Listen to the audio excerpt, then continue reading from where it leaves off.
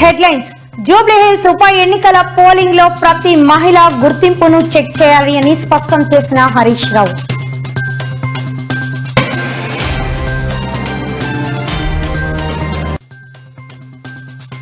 తిరుమలలో మహాపచారం.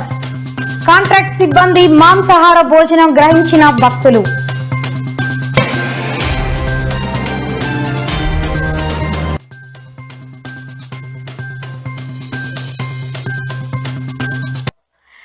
టీవీ రంగానికి కూడా త్వరలో అవార్డులు అందించనున్నట్లు వెల్లడించిన మంత్రి కోమటిరెడ్డి వెంకటరెడ్డి.